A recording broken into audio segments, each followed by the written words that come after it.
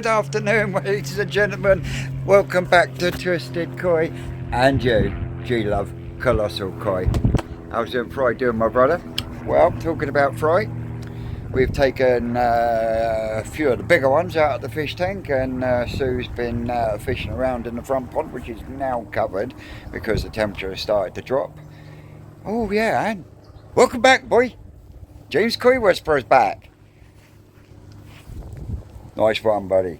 Anyway, I'm saying Susan's been sorting out some fish from the front pond. There is going to be quite a few bifters going into the Tosai tank as protein. There's quite a few stumpy gills there. There's some really nice ones in there. And it looks like a Zicharatsuri saga continues. Yes, it looks like we have a Genrin Charatsuri. I will insert a video after this. So yeah, we've been doing a few bits out here in the front. Like I say, I've just covered the pond up because the temperatures are starting to drop. I've marked out where the new barbecue area is going, ballast and bag of ballast, and that'll be sorted, ready to go. Started marking out for the new pond. Now I'm in two minds on whether to make this corner a straight corner or to curve it slightly. Still not 100% on that, but that's going to be your width to that set of blockage there, and then this area here will be turned into a veg filter running on an airlift. Yep, we're going air on that one again, just like we were over there, air and natural, but hopefully this time we'll be able to green it up a bit better. So yeah, that's where we're at the moment. Oh yeah, we managed to get the beds sorted out with some fresh topsoil, freshly riddled by Sue. There's all the stone there. Might end up mixing that in with some sand and turning it into a concrete mix. But hey, you know me, I like to recycle. Oh yes, I've already nabbed a load of bricks from here down the back. I've got to finish splitting them up and recycling them. I've got to go and get some more recycled bricks later. So yeah, what else have I been up to? Today I sorted out some water issues. No, what I've done is I used to have the feed for the growing on shed on a hose lock, click click click click, but I get fed up and keep fucking taking it on and off when I want to use the hose and so forth. So what I've done, we've now live feeded the whole of the back garden, so I've got a permanent live feed of water going into the A block filter house, and then I've also got a live feed going around the corner. And there is a separate tap there, one for the Tosai tank and one for the IBC tank. Now everything that goes in that line, going down the right hand side, will be going through a one stage filter. But other than that, we've not been up to a major lot. What I'll do is I'll put you on pause, we'll take you through, we'll have a look what's been going on out the back, and we'll go from there, cupcakes. So yeah, like I said, we moved a load of wee ones over and into the tank. I've got another load in the bowl here, and what I'll do is I'll leave the bifters in the bowl, and they'll go down to the Tosai tank, but the rest will go in here. But there is quite a few Charatsuri in this mix. I am fucking buzzing.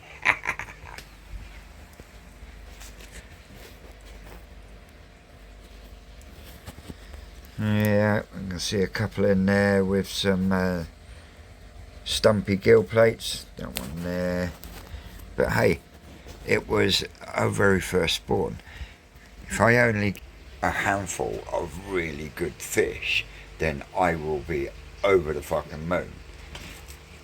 But the ones that are looking good, oh my word, are they looking good? So yeah, it's going to be exciting times in about 5 weeks' time when we empty the pond. We'll go through the fish tank at the same time. At the moment, we're putting the covers on. The fish tank and the front pond are managing to stay at the same temperature, which is around 19-20 degrees, which is fucking pucker as far as I'm concerned. So yeah, there's my boy. Look at the stripes on E.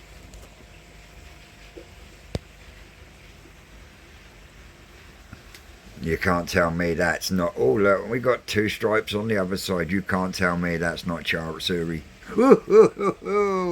Oh yes, the twisted one is ecstatic. So yeah, like I said, when we come out here, Susan was on a blanket weed one. So what I've done, it's capped off at the moment. I'm just waiting for the Obi-Wan to go off. But yeah, what I've done is the main feed comes in, tees off, the green one goes to the filter house, the yellow one goes to the chlorinator, and then that follows round, all zip tied to the cage, all up and running. So you've got feed for the toe side tank, feed for the IBC tank, feed for the cleaning hose that I'll be fitting in like I've got in the shed. So yeah, we is a rocking and a rolling at the moment. Oh yeah, and I've managed to get the air pump sorted out, so we've got the Hilia now. It's just for the cleaning, and then I've got my trusty AirTech AT40 running the skimmer and the air stones really well. Goshki's still a little bit sulky, but I've done everything I know, and I'm going to have to get in there and do a blanket weed run in there as well, because I've had the UV off. In here is doing absolutely dandy.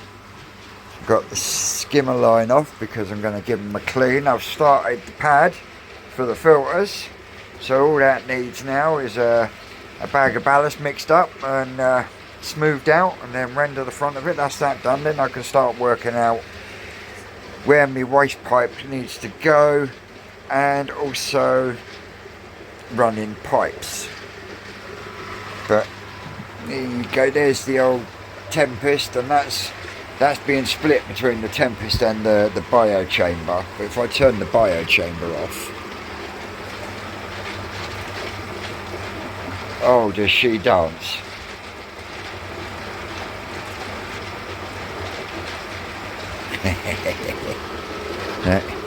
Shut that one, open that one, let her dance for a little bit more.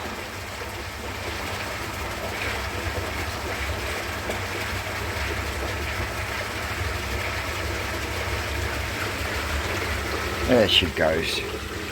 Turn the air off, back on the bio chamber, wait for the last of the water to go.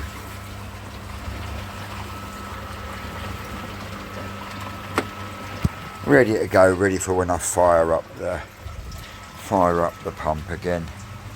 So yeah, I've got some bricks there, and as we already know, I'm getting along slowly but surely. Need to order some 4-inch uni seals, I know that.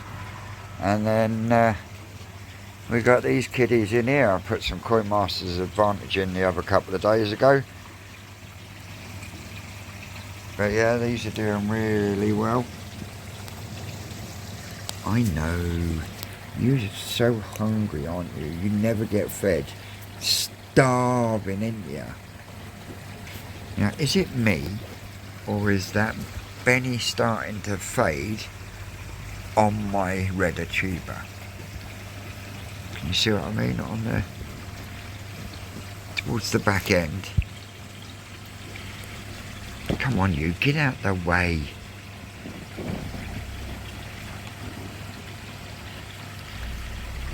You see towards the tail, not quite on the peduncle, but just before it. Yeah.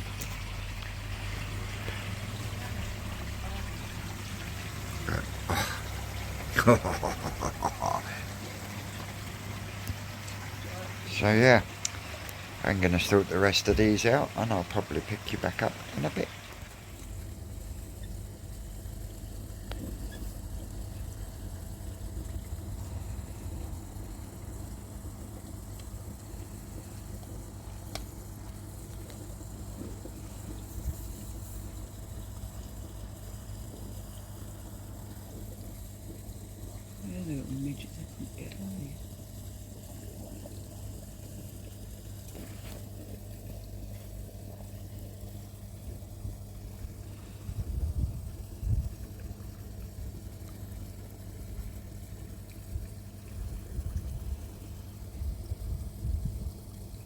Well, howdy doody, ladies and gentlemen, and you, Stubbs Aquatic. Hey Chris, how you doing? Is it getting cold over there yet?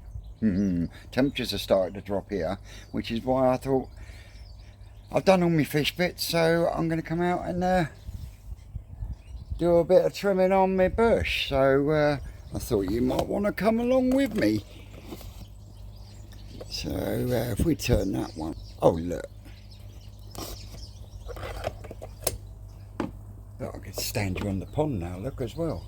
Ha ha, wicked. So yeah, let's get the right view. Yeah, I'm working down in that area down there at the moment.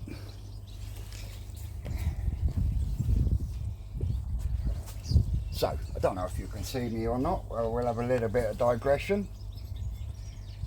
Slurp for Skeggy. You know when tea tastes good. Oh, yeah. Anyway, like I say, I'm just putting some shake back into my bush because I've let it grow for a few weeks. Always remember to brush off your clippings so you know where you're at.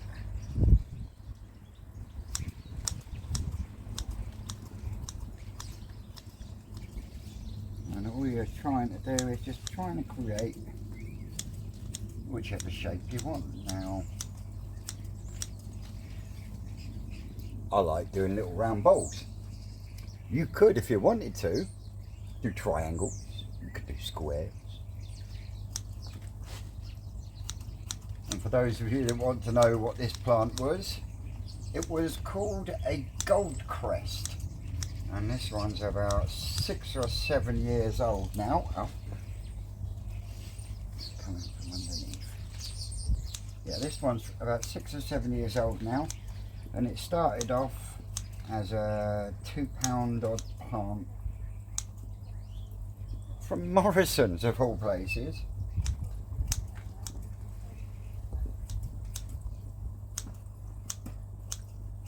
And I know I've still got to do some trimming and stuff for the one for the 2,000 subscriber giveaway when we get there. If we get there. So, who out there is going to the show this weekend? If so, which day you're going? If you're going on Sunday, well then there's a bloody good chance you'll pop into me. Sadly, Susan doesn't want to come. She's actually said she doesn't want me to go, to be totally honest, because she doesn't want any trouble. And seeing as though I've again been accused of things that I haven't done, I can understand her worry. But I'll be filming when I get there anyway. So what I intend to do is I'm going to do it in the sort of style that I did it with the New Forest visit, where pretty much I'll start the camera rolling and then you will see what I see as I see it when I see it, and the only time I will press pause or stop is if someone actually stops to talk to me and doesn't want to be talking on camera. Other than that, you will get the whole experience as I feel it, because this is my first time going to the All England Koi Show. We were supposed to have gone last year, but we had all the issues with the fucking fuel crisis and shit, didn't we? So yeah, that put pay to that one. But we did manage to do a nice bit of selecting on the old fry. So yeah, I tend to bounce about because you've got to be in, if you're going to do these, you've got to be in the right frame of mind. And I'll show you in a second. If you notice, I'm trimming all the way around this little one that's sticking out here.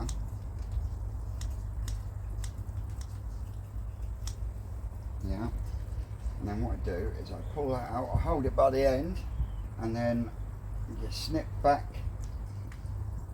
the nodes. So you end up with just a straight branch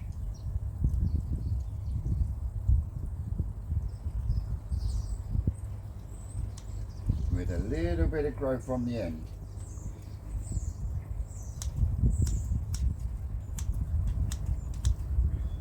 Right, and you can see that little bit of growth. You see where the two nodes are there? You then nip the top.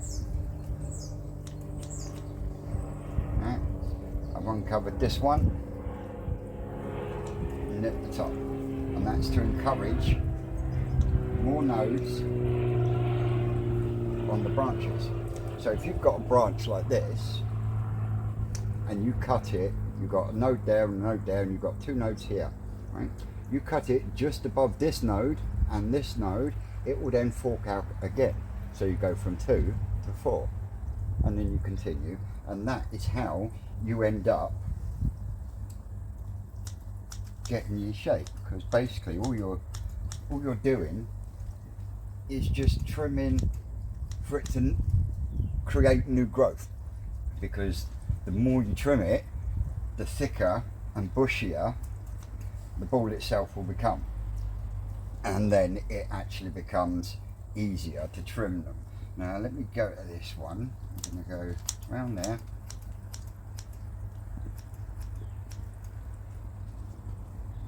Take that node off of there, that node there, and you can see what I'm doing.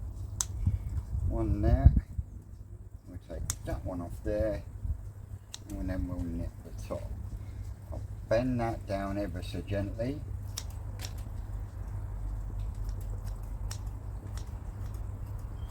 Cut it off flat, and then trim in the shape.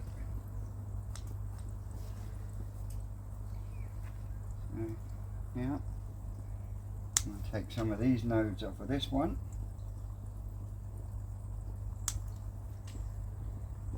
And then once I've done all the trimming, there we go, nip the top nodes off of there.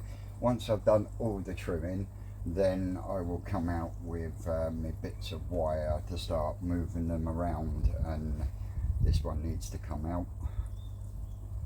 This one I want to go down that way, because I've got another one started over here, and you can see I've got a double split on that one there. So yeah, it does become a bit of an obsession. I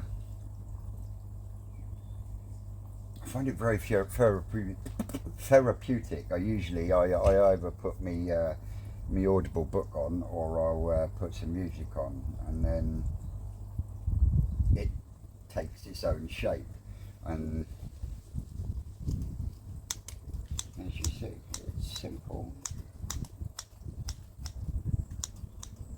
Everyone can imagine what a circle looks like. With practice, you tend to start to learn yourself how deep you go when you're cutting it back,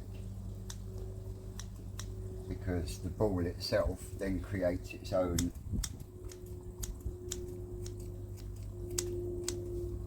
I'm waffling now, aren't I?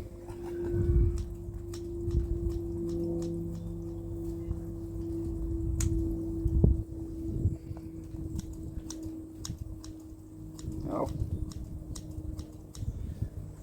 McDonald, my man, from Westcliff Koi Pond. How's that kitchen coming along, Mush? You got it finished yet? Or are you dragging it out? Mind you, considering you've gone from Imperial to metric, is it? Or metric to Imperial? You're not fucking well matching all that up, Mush. Do you want to come and fit my kitchen for me? I haven't bought it yet, but yeah. But yeah, you've done a wicked job there. Now, there's one up the back here. We're going to snip that down. Down the stem, one there. Nip the top.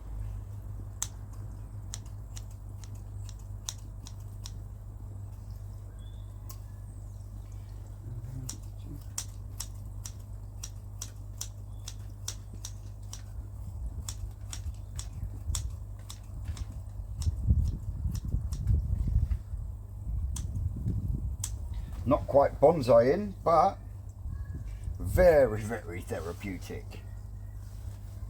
I love coming out here and just zone it. Yeah, it is. In fact, it is. You tend to zone out, and then you become. I don't know how to explain it. It's weird, but if you're in the right frame of mind, the shape brings itself out, if that makes any sense. So you can see where I left this one last trim.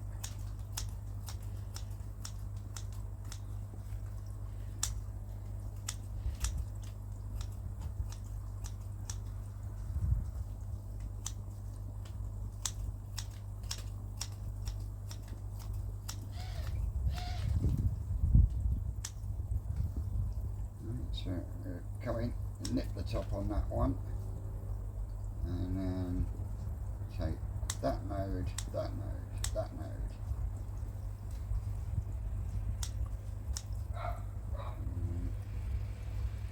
Trim round the rest.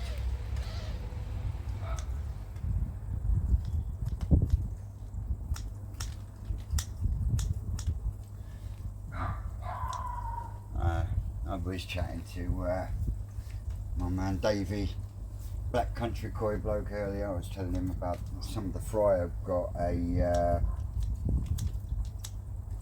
it's as if they look stumpy gill plates.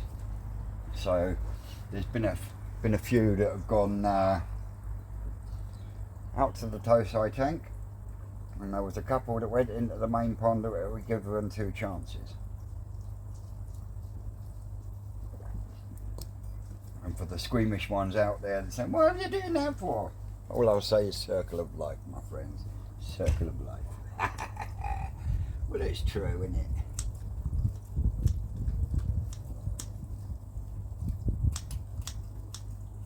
At least they're helping me out because they're giving protein to me fish. So it all comes together in the end, doesn't it? But yeah, I will be at the show. Don't you worry about that. Me and my man Dave from Koi Karma. I think Dave's taken us up in his van. Then it's just a case of being good enough not to buy anything. Well, you know, first show and all that, first time at the All England show and that, you know, you never know, I might find myself a real nice Shiro. Don't need any more fucking shower. And I definitely don't need any Charaturi now either. Oh. You know, and for me, it was a Charat. I mean, I always loved Shiro Asuri, and at one point I actually wanted a pond purely full of just black and white. And fucking hell, years ago now. It was the day after a forum day down at Cuttlebrook Koi Farm, and Mark was giving me a tour. I think I've said this before, but yeah. Walked into the Nisai house, and within seconds I was pointing at the pond, jumping up and down like a lunatic. Mark, what's that? What's that? What's that? He said, that's a charret suri. I'm like, what? He said, yeah, charret suri. So basically you've got a chagoi with a shiro atsuri pattern on it. And then my next response was, how much for it? And he went, way out of your price range. And it was after that, then, just the love for utsuris in general. If it's a hiatsuri, then it's got to be something special. My real passion is charatsuri and kitsuri. Now I know it was documented on the New Forest video, but Rick done a spawning, and it was a hiatsuri bred with a shiro atsuri. And what they got out, 99.9%, was Showa. Yeah. So, my brain's ticking away, and I'm thinking, so what happens if I put a shiro atsuri with a kitsuri? Now the question is, would I get Kishowa?